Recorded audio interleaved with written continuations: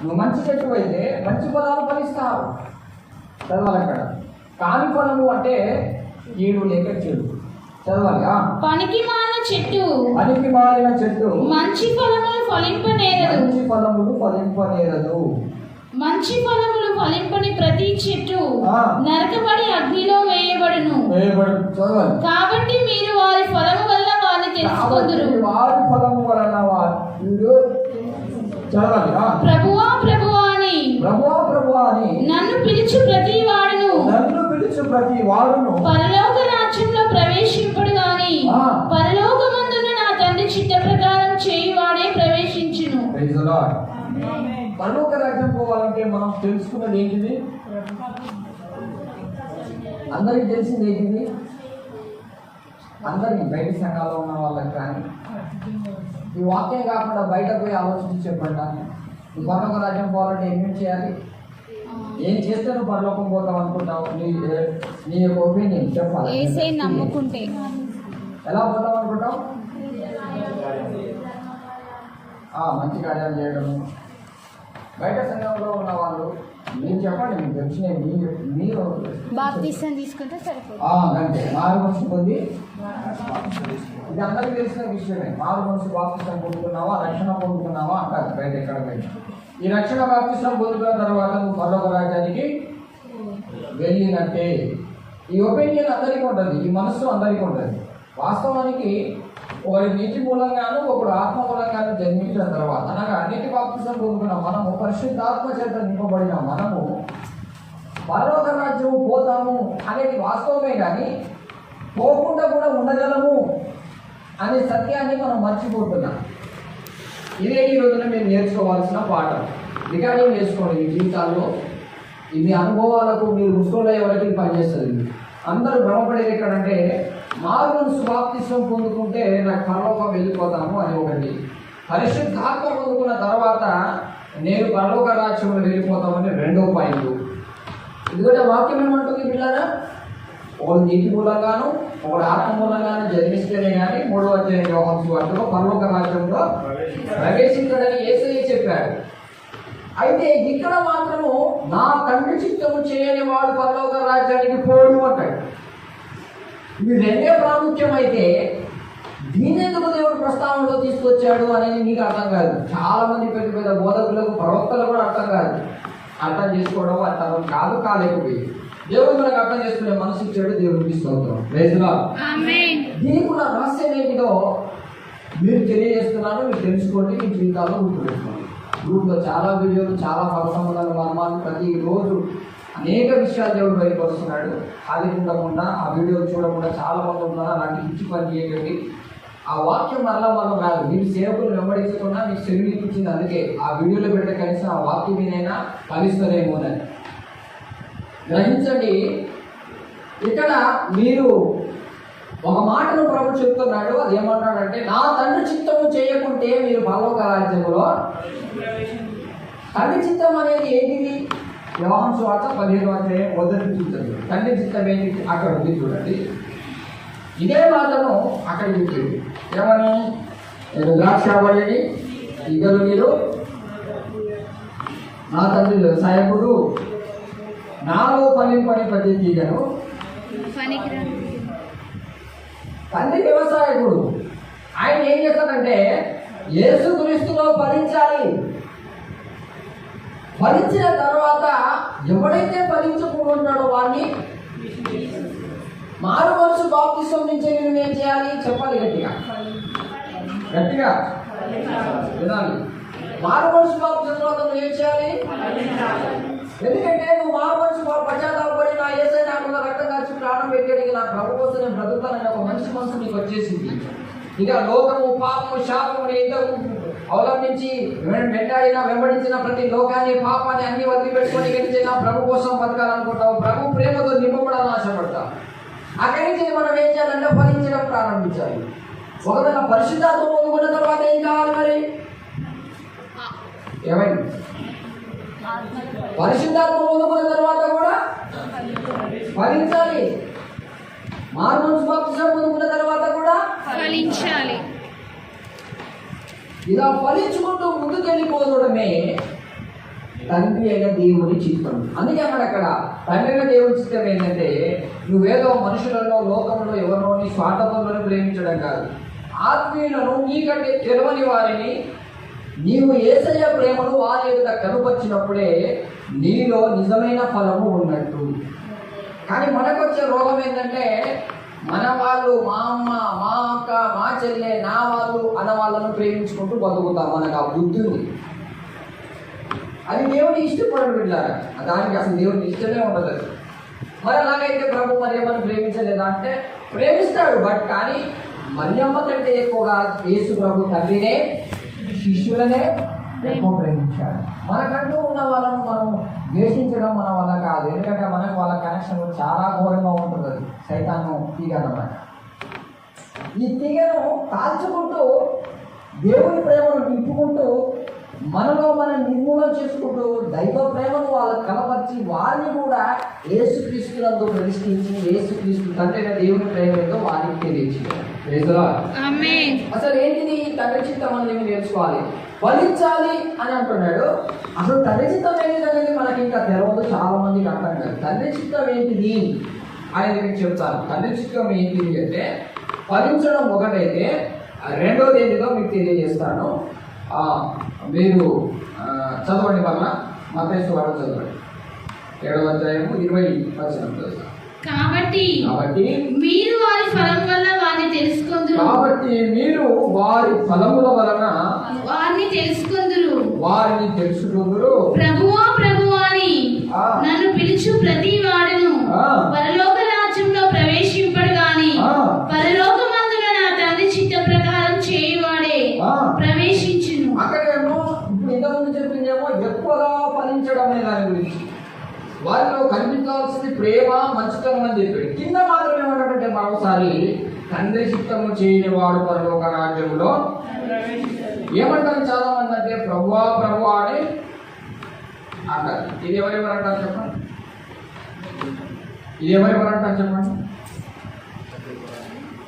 చెప్పాలి. ఒక్కొక్కరు లైన్తో చెప్పాలి, ఒక్కొక్కరు లైన్ స్టార్ట్ చేసి చెప్పండి. ప్రభువా ప్రభువా అని ఎవరెవరు అంటారు? విశ్వాసులు అంటారు, ఆత్మీయులు అంటారు, ప్రవర్తలు అంటారు, రోమన్ క్యాథలిక్ వాళ్ళు అంటారు, యేసు ప్రభు పేరు పెట్టుకుని ప్రతి డెనామినేషన్లో చిన్నపిల్లలు అంటారు, వృద్ధులు అంటారు, ముసలు అంటారు. ఇది చెప్పడం కూడా చేత కాని బతుకు ఎందుకు బతుకుతున్నావు భూమి పరు అది చెప్పడానికి ఏముంది? ఎవరంటారు ఇదంతా? ప్రభు నమ్ముకున్న వాళ్ళు ఎక్కువగా ప్రభు ప్రభు అని ఇంకా నటించే వాళ్ళకి ఎక్కువగా స్మరిస్తారు. ఎక్కడ పోయినా కూడా ప్రభువే. ఇక్కడ వాక్యం అంటే ప్రభువా ప్రభు అని చెప్పేవాడు కాదు అక్కడ పరలోక రాజ్యంలో వెళ్ళవలసింది, కానీ తండ్రి చిత్తం ఏమైంది? చూడండి, పాత నిబంధన గ్రంథంలో వెళ్దాం.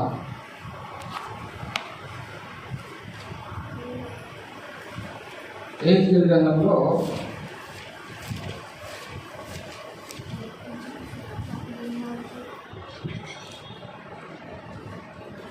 37:19 చదవాలి. 37:19 త్వరగా 37:19. ఆ రెండు తునకలను వారి సమక్షంలో నీవు చేత పట్టుకొని వారితో ఇట్లనము, ప్రభువైన యెహోవా సెలవిచ్చినదేమనగా ఎఫ్రాయిము చేతిలో ఉన్న తునక అనగా ఏ తునక మీద ఇశ్రాయేలు వారందరి పేర్లను వారితోటి వారి పేర్లను నేను ఉంచితినో యోసేపు అను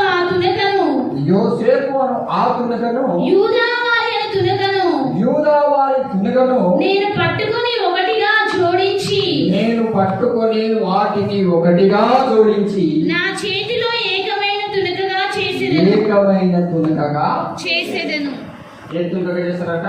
ఏకమైన తునకగా చేస్తాను అన్నాడు.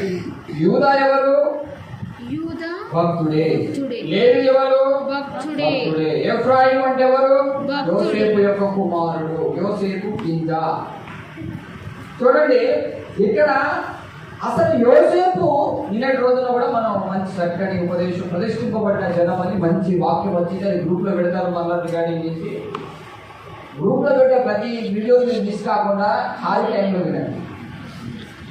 దేవుడు వింటారా, యోసేపు యాకోబు చేత బాగా ప్రేమించబడిన వాడు కదా.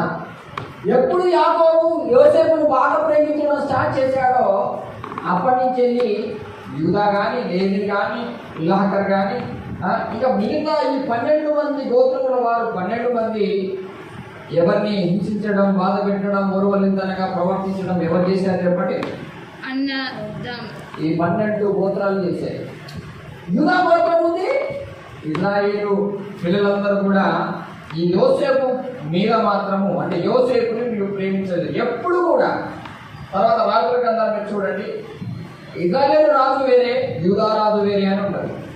ఎప్పుడు డివైడెడ్ డివైడెడ్ డివైడెడ్ డివైడెడ్. తండ్రి చిత్తం మీద మీరు చెప్తున్నాను, దేవుడు ఎప్పుడు కూడా ఏకత్వంలో ఉన్నాడు కదా, తన పిల్లలు కూడా ఏకత్వంలో ఉండాలి అనేది ఆయన యొక్క చిత్తం.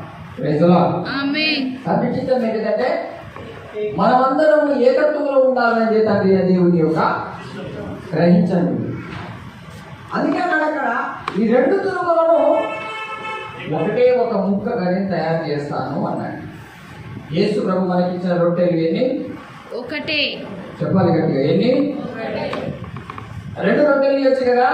నేను అందుకే భక్తులు చెప్తాను, ఒకటే రొట్టె చేయి, 2 రొట్టెలు కాదు, ఒకటే రొట్టె. ఎందుకు ఒక రొట్టెనే ఎందుకు ఇస్తాడు దేవుడు అంటే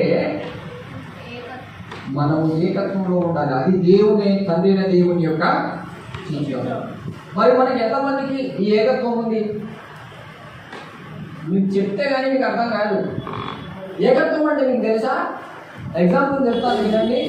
నీ సాటి సహోదరి నీ సంఘంలో ఉన్న వాళ్ళు ఎవరైనా నష్టపోయారంటే, మామూలుగా సంఘంలో వస్తున్నారు, వాళ్ళు అప్పుల పాలవుతున్నారు, అయ్యో మేము ఇట్లా అప్పులతో ఉన్నాము, మేము ఇట్లా బాధలతో ఉన్నామని చెప్తారు. అది విన్నప్పుడు నువ్వేం చేస్తావు?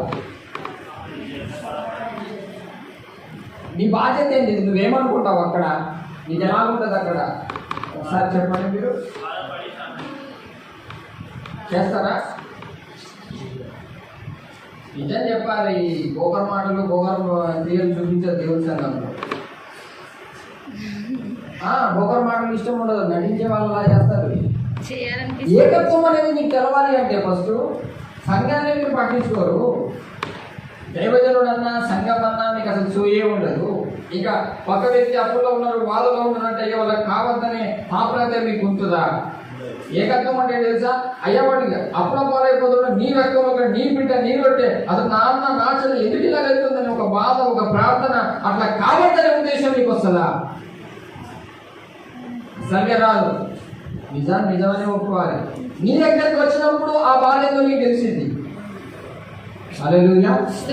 నేనైతే అలా చేయను. సంఘంలో ఎవరికి ఏదైనా నష్టం వచ్చింది, వారు వెనక పడిపోతుందంటే బాధపడతారు. ఎందుకంటే వాళ్ళందరూ వేరే కాదు. మనం ఇతరులకు సమస్య వచ్చినప్పుడు మనం ఎలా అనుకుంటాం? వాళ్ళు వేరే అన్నట్టుగా అనుకుంటావా? లేకుంటే అయ్యో వాళ్ళకు వచ్చిన సమస్య నాదే అనుకుంటావా? వేరే అని అనుకుంటావు. అందుకే గోకర్ మాటలు మాట్లాడదు, డైరెక్ట్ చెప్పాలి. అక్కడ సిగ్గుపడద్దు, లోపల ఒకటి పైన ఒకటి నటించద్దు. ఏమనుకుంటావు? నీ ఏకత్వం అంటారు చెప్పండి గట్టిగా.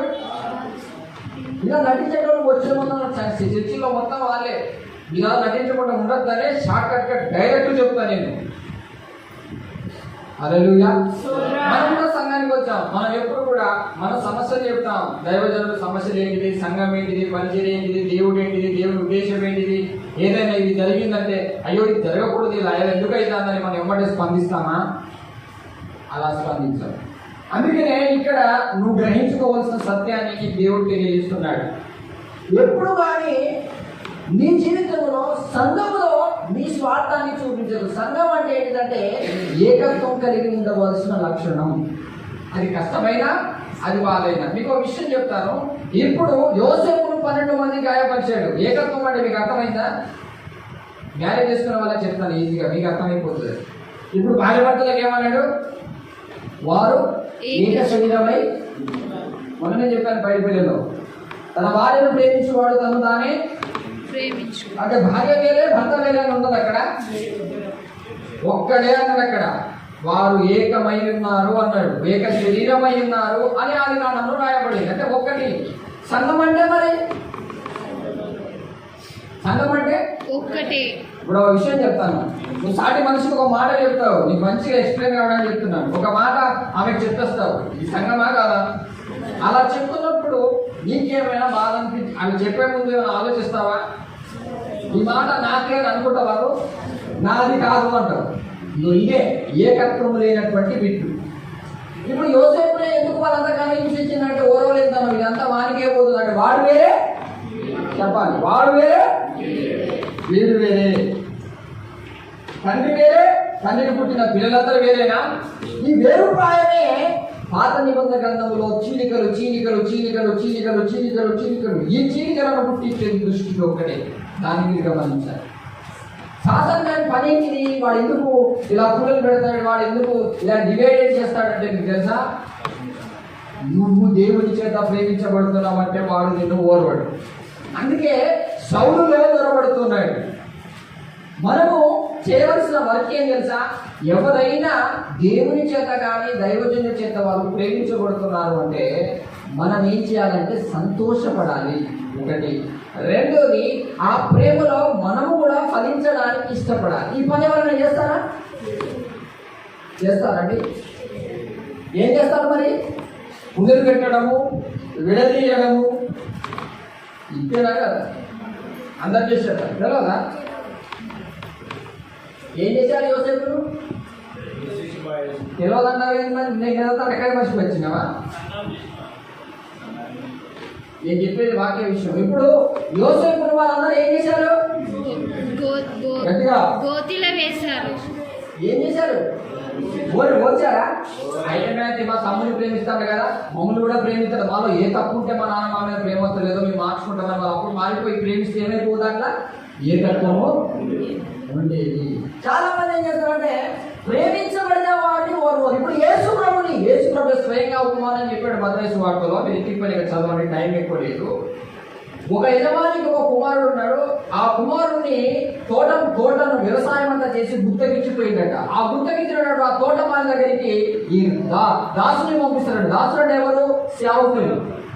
ఏలియా, యోహాను, ఈ లోకంలో ఉన్న చాలా మంది, మోసే, లేకుంటే అబ్రహాం, ఇలాంటి సేవకులు చాలా మంది పంపించాడు. అందరూ మోసాలు చేసుకుంటూ వచ్చారు. ఎవ్వరు కూడా దేవుడు చూపించే ప్రేమను తిరిగి చూపించేవాడు ఒక్కడు కూడా కనిపించకుంటే చివరికి నా సొంత కుమారుడిని నేను పంపిస్తానని ఆ యజమాని తన సొంత కుమారుని పంపిస్తే ఆ కుమారుని ఆ కాపులు గుర్త వారు ఏం చేశారట, ఆ కుమారుని కూడా ఆయన వస్తాడు రా, వీడంతే మనల్ని వడ్డీ అడుగుతాడు, వీడంతే మనల్ని ఎందుకు ప్రేమిస్తున్న ప్రశ్నిస్తాడు, వీడొస్తే దేవుని ప్రేమను ఎందుకు పోగొట్టుకున్నామని వాక్యంలో గర్దిస్తాడు కనుక వీడే భూమి మీద లేకుండా లేపేస్తే పని ఏమడిచిపోతుంది. యోసేపు గారి జరిగింది. మన ప్రభు అయిన యేసుక్రీస్తుని కూడా అలాగే ఇస్తారు. ఆ కుమారుడు ఎవరో కాదు, మన ప్రభు అయిన యేసుక్రీస్తు. దేవుడిని ప్రశ్నిస్తున్నాడు ఏం తెలుసా? ప్రేమించే వారిని నువ్వు నీకంటే ఎక్కువగా ప్రేమిస్తున్నానని ఓర్వలేకుండా పోవడానికంటే నువ్వు వాళ్ళని ప్రేమిస్తూ వారి ప్రేమలో వాళ్ళు పడే కష్టాన్ని తెలుసుకొని నువ్వు కూడా కష్టపడితే ఆ ప్రేమ దేవుడు నిన్ను కూడా ఖచ్చితంగా ప్రేమిస్తాడు. పెట్టారా? ఒక్క యేసు ప్రభువునే తండ్రిగా దేవుడు ప్రేమించారా? పత్రిక పాఠంలో చూడండి, తండ్రి మనను ఎలాగో ప్రేమించుతున్నాడో అంటే ఆ ప్రేమను నీకు ఇయ్యడానికే అక్రమం చేయవాలని అక్రమం ఏంటంటే అసలు తండ్రినే దేవుని ప్రేమలో ఉండాలనేదే యేసయ్య యొక్క బాధ. అది మనకు అర్థం కాదు. అసలు ఆ ప్రేమ పొందుకోవాలంటే మనం రూల్స్ ప్రకారంగా ముందుకు వెళ్ళాలి. మనం ఎక్కడ అయిపోతామండి? ఎక్కడున్నాము? చాలా మంది కుటుంబాలు భార్య భర్తల మధ్యలో ఉండేటువంటిది అంతే. ఇప్పుడు భార్య ఏం చేసింది? భర్త కనుక వేరే వల్ల అంటే మీకు అర్థం కాదని చెప్తున్నాను, వేరే వల్ల అంటే దేవుని విషయంలో అంతే అనుకోండి. ఎవరైనా వేరే వాళ్ళ ప్రేమించారనుకోండి, ఇష్టపడతారనుకోండి, ఇవి ఒప్పుకుంటుందా? ఏం చేస్తుంది? ప్రేమించే వాళ్ళని చూడండి. చాలా మంది భూమి మీద ప్రేమతో అని మాయా కలగనుకునే మాయరాణికు మాయరాజులు ఉన్నారు భూమి మీద. ఉన్నారా లేదా? అది ఏంటంటారండి? ఇగో నాకు బతుకని ప్రేమ వాళ్ళని బతుకని అని వాళ్ళని నేర్పేస్తా. ఇది సంఘంలో ఉండదు, ఇది దేవుల్లో ఉండదు. దైవ బిడ్డలో పొరపాటున బానివ్వకూడదు. ఎవరైనా దేవుని ప్రేమ ఎలా ఉంటుందంటే సాటి సహోదరు ఎవరైనా దేవుడి బిడ్డలు ఎవరైనా అధికంగా వాళ్ళు హెచ్చుకోబడుతూ వారికి అన్ని సమస్యలకు విడుదలైతా ఉంటే వారు మంచిగా దేవుని ప్రేమలో ఎదుగుతూ ఉంటే దేవుని ప్రేమ అలా ఉండదండి. దేవుని ప్రేమ ఏంటంటే సంతోషపడుతుంది. హల్లెలూయా. ఓరవలేని ప్రేమ ఎవరిది? ఓరవలేని మనసు ఎవరిది? ఎందుకు వీడు ఓరవాడు అంటే మనమందరం కూడా దేవుని ప్రేమలో ఎదగడం వారికి ఇష్టమో లేదు. అందుకే వాడు సేవకులను ప్రవక్తను ఎక్కడ పడేస్తాడు తెలుసా? ఇక్కడ అన్నాడు, తండ్రి చిత్తం చేయని వారు నాకు ప్రభువా అని ఆదిన పిలుస్తాడు కానీ అక్రమం చేయవారు మీరెవరు నాకు. అయితే సంఘంలో దేవుడు కూడా క్రమాన్ని పెట్టాడు. అది ఏ ప్రేమ అంటే యేసుక్రీస్తుని ప్రేమించి మనం ఆగిపోతే అది క్రమం కాదు. సహోదరుని ప్రేమించి అక్కడ ఆగిపోతే అది క్రమం కాదు. ఎక్కడికి వెళ్ళాలి మరి? తండ్రి దగ్గరికి, దేవుని దగ్గరికి మనం వెళ్ళాలి. అయితే మనం ఎక్కడ ఆగిపోతాం? యేసే దగ్గరే. ఆర్య ప్రేమ కాడ ఆగిపోతావు, కుమారుని ప్రేమ కాడ ఆగిపోతావు, ఆత్మీయ ప్రేమ కాడ ఆగిపోతావు. మా దగ్గర కొంతమంది ఆత్మీయులు ఉంటారండి, వాళ్ళు తెలియని పశుప్రాయంలో ఉన్నారు. స్టార్టింగ్ లో సిస్టర్లు ఇద్దరు ఉన్నారు, వాళ్ళ ఆత్మీయులు బాగా ప్రేమించుకుంటారు, అక్కడే ఆగిపోతారు. ఏడిస్తే జన్సే కాదు, ఏడిస్తే ఏమనొస్తుంది ఆత్మీయ పెట్టలే ఫలించే వాళ్ళే వాళ్ళే ప్రేమించుకుని అక్కడ అయిపోతే అది ఏమైతుందండి? తండ్రి చిత్తాన్ని నెరవేర్చగలదా? ఇప్పుడు యేసు ప్రభు కేవలం శిష్యుని ప్రేమించి శిష్యుని కూడా అన్నాడయ్యా మనం పర్ణశాల కడతాం ఇక్కడే ఉండిపోతాం ఇక అన్నాడు. ఓకే అన్నాడా?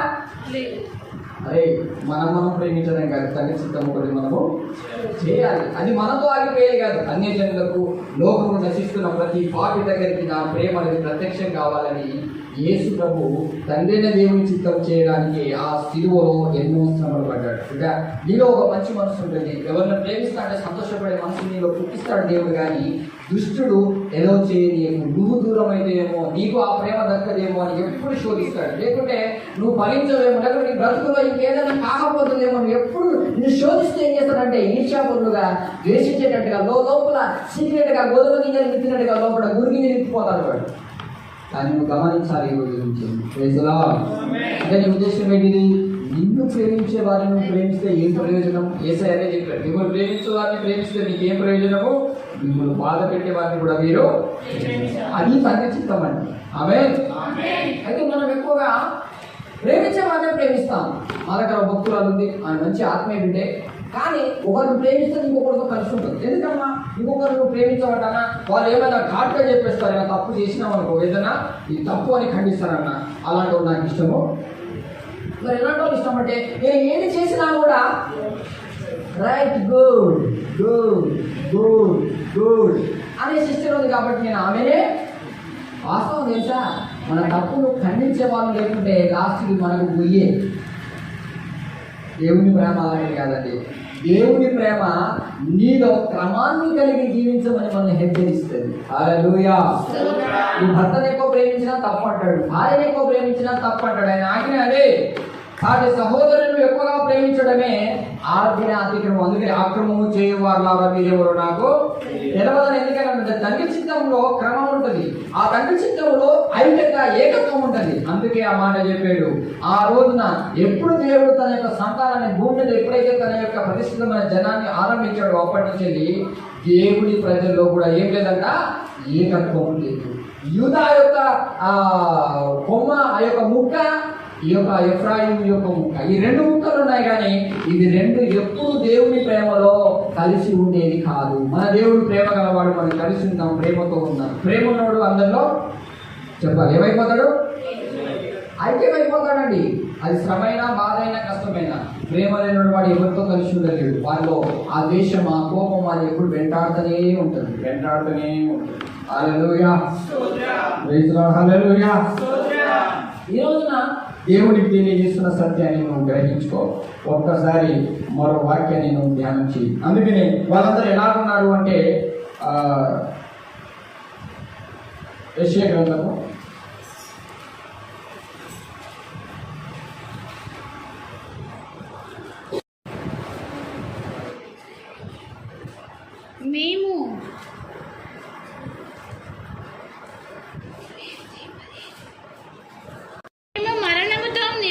చేసుకొని మేము మరణముతో నిబంధన చేసుకుంటిమి పాతాళములో